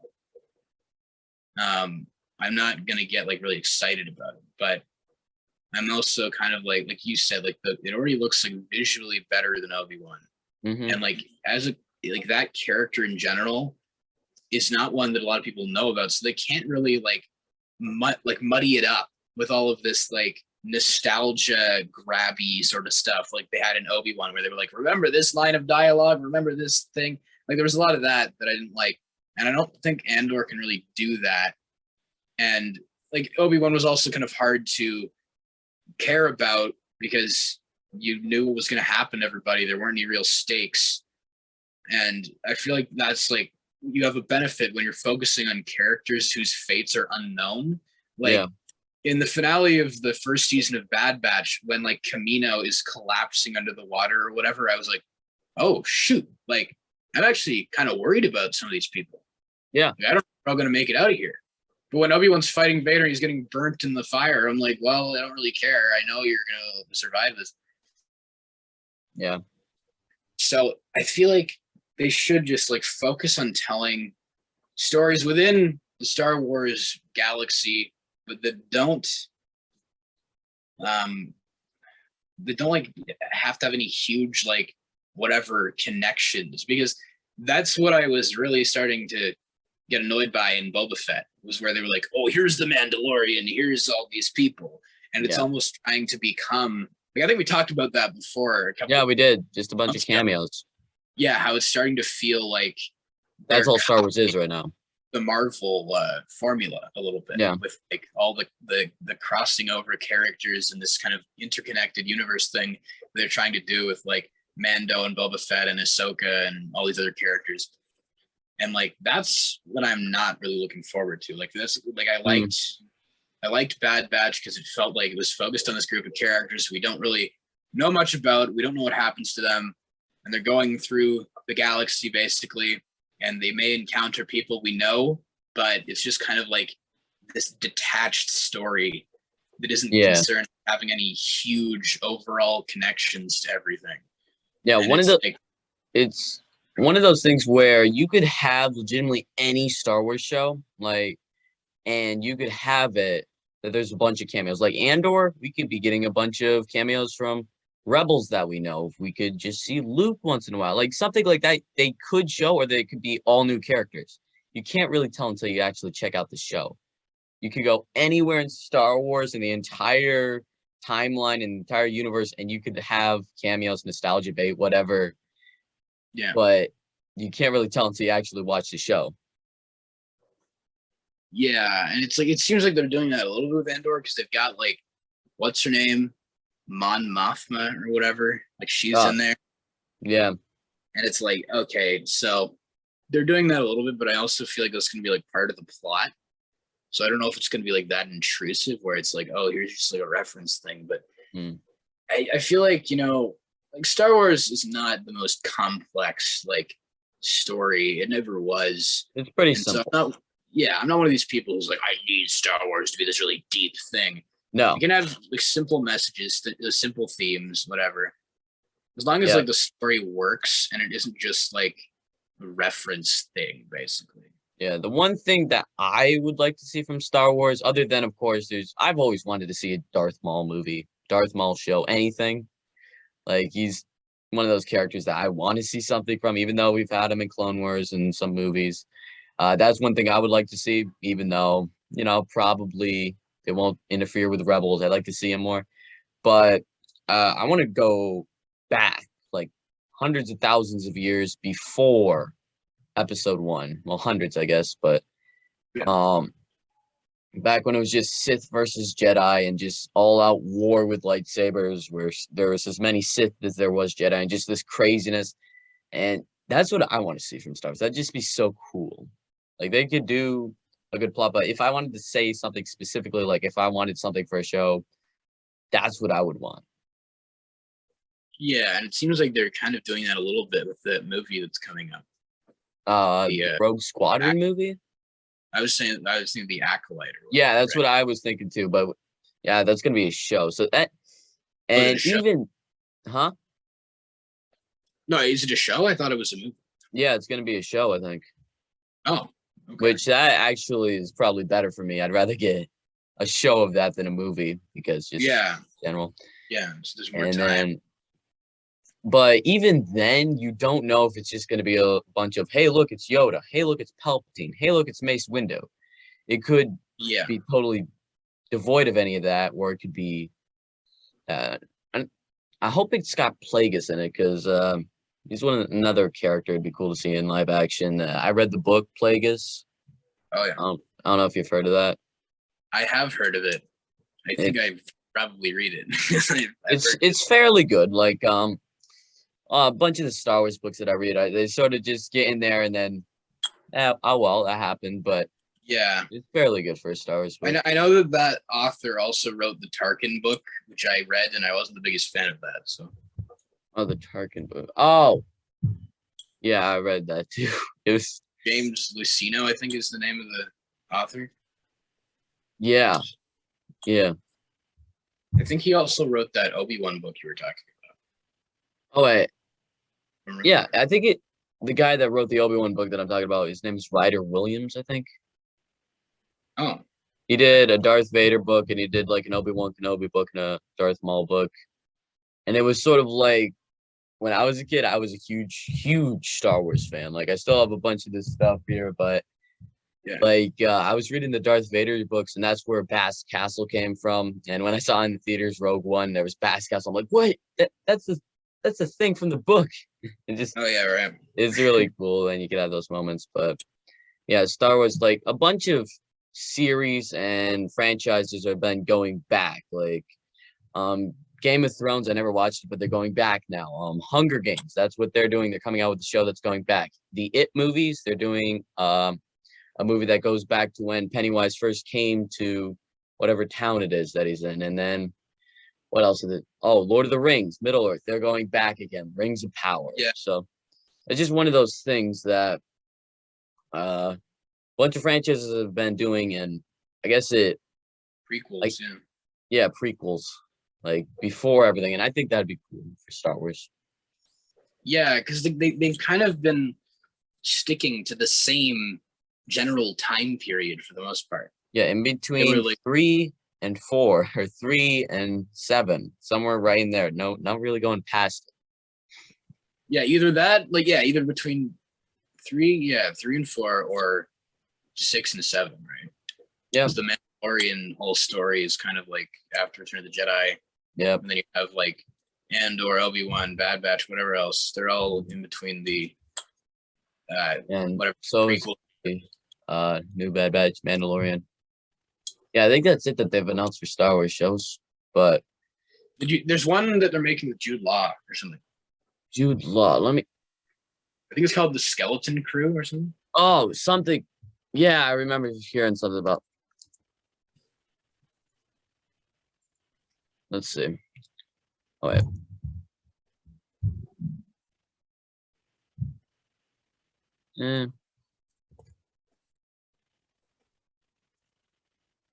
Oh yeah, Skeleton Crew. That's what it is. Yeah. Yeah, that could be good. I think Jude Law would be good enough in that, but it's not as interesting to me. The Skeleton Crew, like, No. Well, I mean, yeah, we don't really know anything about it, so even then, it's just one of the things. I don't really care too much when you announce that, but it could be good. I am kind of interested in the one. Did you hear about this like animated one where it's like set during the prequels? It's kind of like Visions, but it's like what was this called? Tales of the Jedi. Tales of the Jedi. Oh, okay. That sounds cool enough. I think they said they were coming out with Vision season 2, I think. Yeah. That should be cool enough. Like Visions, I thought was a cool experience, but for Star Wars, just sort of there, another thing. Yeah, it was kind of like, I guess, inconsistent, but that was just because of a bunch of different like stories, and like I liked some more than others, so it didn't really flow as like a show, I guess. Yeah, it wasn't very consistent. No, the book. Have you read that book? The one about the Ronin. Ronin. It's like the first episode of Visions. It's like kind of a nope, I didn't read that book. I read quite a bit of Star Wars stuff, but that's one that I haven't read. No, I'd recommend that one. That one was cool. Okay, because it was like its own like thing. Like it wasn't like it wasn't really canon, but it was like this like alternate Star Wars like timeline essentially. Okay, like everything was mixed. It was just very cool. I think you'd like it. I liked it quite a bit. Nice. So, do you have any like suggestions for new movies or shows or anything? Because, get any advice on that? Because there's a ton of stuff to check out, but I don't really know anything huge. Like anything that stood out to you that you probably haven't seen yet. No, we were talking about Top Gun. I definitely want to see Top Gun. Yeah, that's like number one priority right now for me, is to see that one because I've heard nothing but praise for that. Yeah. Not sure like what else there is. Like Well, there's Lock and Key in his Dark Materials, but Lock and Key. I don't know. Lock and Key is pretty funny. Dark Materials, I'm looking forward to that quite a bit. Oh yeah, Rings of Power. We were talking about that. Did you see the new trailer? no, they came out with a new one. Yeah, today. Oh, they did. Yikes! I didn't know. I've not really been doing anything today except for just working. So, let's see. Oh wait. No. Yeah, it looks pretty cool. Looks like very well shot. Oh. Well, I don't know if I could get it. Oh wait, wrong thing. I don't know if I could get it on this, but let's see. Can you get this on a Zoom?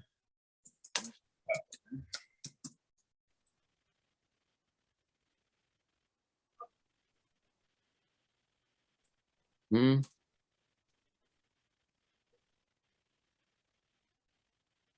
Oh wait, figured it out. Ah. So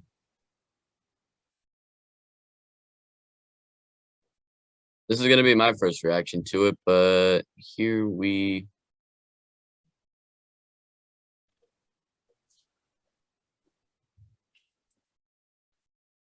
Yeah.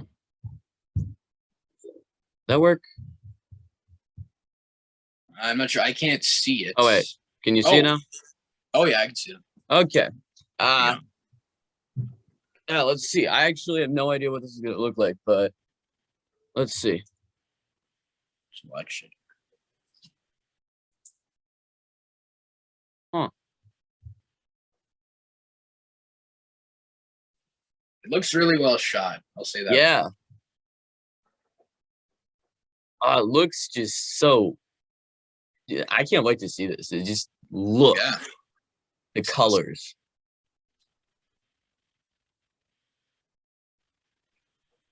Just the Rivendell. Yep.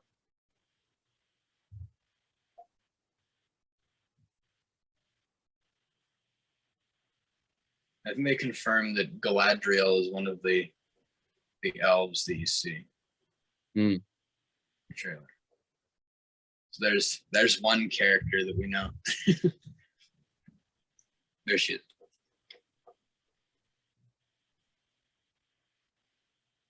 Hmm.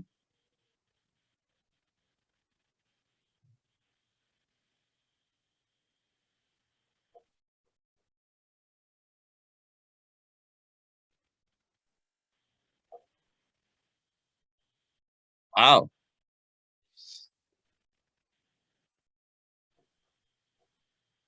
September, just in time for my birthday. Hmm.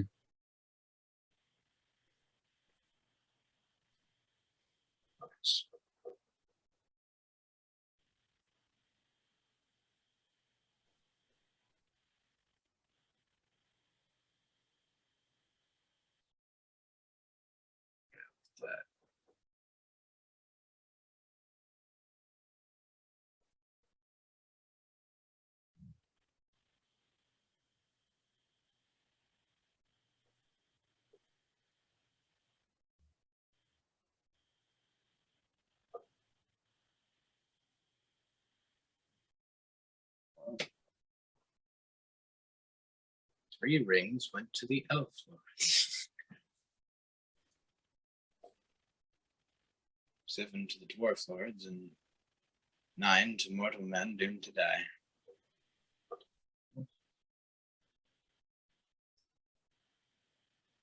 Yeah. Wow. Great. Yeah. What I'm really liking is they're not really showing like, hey, look, it's somebody that we know. There's something they're doing places that we know, but new characters. Like I didn't even know before this who was going to be the main characters of the show, and I still don't really know. It seems like those. This is what I want. This is what I want out of Middle Earth. They're like doing something new, basically. Like, okay, you got Galadriel in there. Yeah, if you didn't know Kate Blanchett's character. Yeah. The original. Yeah. Other than that's not a huge nostalgia thing. She's always there, usually. Yeah, and she's like whatever trillions of years old, so it's not unrealistic that she wouldn't be be there. So That doesn't bother me. But yeah, it just looks like really well shot, really well made, like a new story. The It's not score just, sounds pretty good. It's like the music I could tell is just going to be very epic. yeah. I wonder who's doing that actually. Look this up.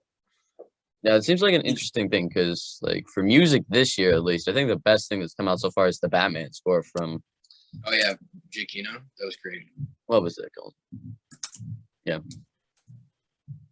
which I'm trying to learn on the piano. Been working on that for like months. It's a very complicated score. Who did the music for this? Let me see. Are they gonna tell me? Oh, I don't even know if it's confirmed who's doing the score. Oh, Well, I guess we'll have to wait and see. But that's cool. oh well. Oh wait, it says Howard Shore is doing it. Oh, Howard Shore is coming back. Oh, Yeah, that'd be music by Howard Shore. nice. That's nice. That's great. He's coming back. I didn't even know Yeah. that. I didn't either. I don't usually think, oh, who's doing this music? I don't usually think of that unless it's a giant thing. But I haven't really been thinking about Rings of Power. But we got like 2 months and it's coming out. Yeah. Well, 1.5 actually. Yikes. Wow. Yeah, it's pretty close. Yeah. It's one of those things. Just it's gonna be coming out. I was gonna rewatch all the watch 2 of the Hobbits that I haven't seen, and then watch the Lord of the Rings movies. So better get going on that soon. Yeah, I'm gonna have to rewatch them. Have a marathon before the new show. Yeah. And it's strange because I had one like earlier this year because I was just like, no, I want to watch Lord of the Rings randomly. And my sister's like, yeah, let's do it. So we watched the entire Lord of the Rings just randomly. So get to do it again. Never a bad time for the Lord of the Rings. Never a bad time for the Lord of the Rings. Yeah, I could agree with that. It's just something to keep putting on. Yeah. So yeah, we got those. I checked out some newer movies. I did smaller reviews on them, but like best movie I've seen this year now is Everything Everywhere All at Once. Oh, yes, I want to watch that. A bunch of people are talking about it, but I finally checked it out, and it is definitely experience. It's like you're an hour in, and it feels like 3 hours. There's just so much packed into this, but it's really emotional. I'm not really gonna try to spoil anything, but I don't know if you do. It's got a pretty big homage to Ratatouille. Oh, really? That's cool. Just a random thing that they put in there once again, but just it's so well done. Everything. Sounds great. One of those movies' biggest surprise, I'd say, for me. Just huge. Yeah, I didn't know anything about it before it came out, and then it came out, and then everyone's talking about it. Yeah, nobody really knew about it, and then I don't really think I've heard anybody say it's horrible. I've heard people say that they appreciated it, but it was a bit too bonkers for them, which I could see that for some people. It gets crazy. So that's definitely one to check out. And I don't know if you'd really care for it, but they came out with Unbearable Weight of Massive Talent. It was a Nick Cage movie, but it was Nicolas Cage playing Nicolas Cage. Yeah, I don't know. Maybe I will watch it at some point. Is it on one of the streaming channels? Huh? Is it on one of the streaming channels? I don't really remember. It just I watched like 1.5, 2 months ago, and so it's just a bit fuzzy with where these. If it's not usually on Disney Plus or Netflix, and I sort of just like I don't really remember. Okay, yeah, I'll probably watch that. I don't know. Yeah, and so that I was. want to watch the one from last year, Pig or whatever. Pig. Oh, you didn't see Pig? That was. It's on my watch list. Pig was just very well done. It's another one of those experiences. I think probably Nicolas Cage's best performance, and people are compared it sort of like John Wick. I don't know if you've seen those. I have not. No. Yeah, I just checked those out. They were on I went on vacation and they had them on TV, and I checked them out, so they're really good. But Pig is one of those ones that I'm surprised it didn't get some nominations for the Oscars. Did it not? That's weird. It didn't. Yeah. Strange. I was just really surprised by that. Oh wait, no, it did. I'm getting wait, did it? Not that I remember. You're probably right. Hmm. Um, I think it might have gone.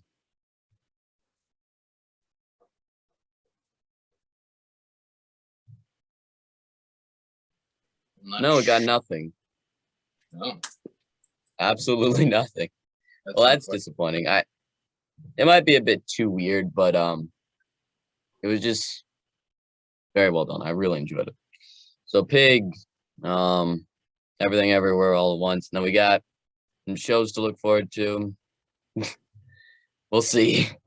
I don't know. When it comes to the new Star Wars and Marvel stuff, my anticipation level has sort of dwindled down and down and down. Yeah, I'm definitely. I don't know if I'm gonna watch many more of these. I'll give Andor a shot. Yeah. And I'll definitely watch the next season of The Bad Batch for sure. But then, Marvel stuff, I probably won't watch the She-Hulk show. I don't know. Yeah, for me, I just have the commitment where I'll watch everything Marvel and Star Wars. I'll just do it. But Miss Marvel was the first one where I'm like, I didn't check it out for halfway through the show, and then I was left for 2 weeks, and then I watched the final 2 episodes just last night. So just sort of not as committed to it as I usually am for just watching it. It's sort of failed a bit. Miss Marvel for me was like a legitimately pleasant surprise. That doesn't typically happen. Yeah. Yeah, I'm not super excited for any of these shows, whatever. I don't know. So I need the Disney Plus shows, I guess. I mean, because yeah, I have Rings of Power and Dark Materials, but specifically the Disney Plus shows, I don't have the highest expectations for. They've sort of gone down, but Rings of Power, his Dark Materials, you could look forward to. Netflix, we got Cobra Kai season 5 coming out, and then you should probably watch the first 4 seasons of Stranger Things before season 5 comes out, because if anything was going to be called epic, the most epic thing I've seen this year, that would be Stranger Things season 4. It's just the final 2 episodes are 4 hours long in total. Really? Wow. Yeah. I get the season 4 gets really long, but if you're really committed to it and you're really enjoying it, then it's just so well done. They put 30 million into each episode, so got a pretty big budget. Oh, wait, did you? Oh, right there. Okay. Oh. Yeah, it seems to be happening today, I guess. So yeah, weird's going on. Yeah, that's about it. I think not a whole bunch more to talk about. Disney Plus doesn't really have too much right now. So we got Cobra Kai season 5. We got Rings of Power. We got all the Lord of the Rings and Hobbit movies to talk about, and then maybe Andor. We'll see. Yeah. So I guess next time. When's the next time you're gonna do this? September? Yeah, probably. Well, we might do something in August because we'll probably be going over all the Hobbit and Lord of the Rings movies. Oh yeah, true. Mm-hmm. Yeah, I'll see how much time I've got in my hands. If I have the opportunity, I'll definitely come on here and talk about some more stuff. Yeah, because there's quite a bit going on for that. That's pretty long binge, but it's worth it for those. Yeah. So always happy to rewatch Middle Earth. Yeah, same here. Yeah, there's a lot coming up. Yeah, they're overlapping the shows, right? They have both Bad Batch and Andor releasing around the same time. Aren't they? And then probably we'll have Rings of Power added onto that, and then right when probably Andor ends, we'll have Bad Batch, Rings of Power, and Cobra Kai will be added on. And then is his Dark Materials coming out this year? I think it is. When is it? I think so. They said they had a preview of everything that was being added to HBO this year, and they were like, "His Dark Materials season 3." Okay. But they haven't really said anything else. that Yeah. there haven't been any trailers or anything. But I mean, that's not really That's not too unusual. surprising. No, because the second season, the trailer for it only came out like a month before the actual season came out. Okay. So I wouldn't be surprised if they pull a similar thing. And then, Yeah, you know when Lock and Key season 3 is coming out? I think it's like a month from now. Oh, Like really? So, August 10th or something. so I got about a month to watch all of Lock and Key and His Dark Materials. Do it. Do Yeah. it now. Yeah, I'll do that. And then, I'm thinking, what other big things do we got coming up that I'm probably gonna have to check out? I think they're coming out with a new Predator movie. So I just checked out the first one, and so I've decided I'm gonna check out all the Predator movies and rank them whenever the Prey movie comes out. So I'm like, okay. That's a commitment. Yeah, just some of those commitments right here, like going. I have a bunch of high hopes for checking out stuff, for movies. Sometimes I won't like. I did my Pixar tier list, and I'm like, I didn't actually watch all the Pixar movies, but this is a big one. We're watching all the Predator movies, and then I don't know if it's gonna happen, but I was gonna try to watch all the every Marvel movie ever. So Oh. Here's one. Have you seen Howard the Duck? no, I've heard a lot about it, and I've seen a lot of people say how horrible it is. I saw your thing on it that it's the greatest movie of all time, so that's on my watch list. No, it's so funny, man. That movie. It's so funny. Yeah, It's yeah, not good at all, but it's really funny. yeah. I watched Morbius though. Oh, that one. I've heard that one's funny too. Maybe I should watch that. There's a few scenes where it's just hilarious how bad it is, but I originally had it like bottom 20, but then in my ranking of all the movies that I've seen this year, and then because I just had so much fun watching how stupid it is, but then I just keeps going down and down on my list every time where I'm thinking, oh, Morbius, that I never want to watch that again. That was horrible. It sounds pretty bad, yeah. Yeah, the Sony verse. Oh wait, can I just spoil one thing that probably will just get you? Sure. The post-credit scene has Vulture show up from the Spider-Man universe, where it's like he comes into. He's like, "Hey, dog," or something like that. Yeah, he's like, "Hot dog, I'm here." Just he's like, "Well, I hope the food's better here." I'm like, "What? You lost your entire family, you lost your entire world, and all you're worrying about is the food?" And he's like, "Okay." Really? Oh, that's funny. Okay, and then the final post-credit scene is he comes up in like a new suit, and he's like, "We're gonna get Spider-Man." I'm like, why? You were keeping his identity a secret. Yeah, Vulture has nothing, no problem with Spider-Man, and Morbius also doesn't even seen Spider-Man, and Venom doesn't seem to hate Spider-Man either. So just what is happening here?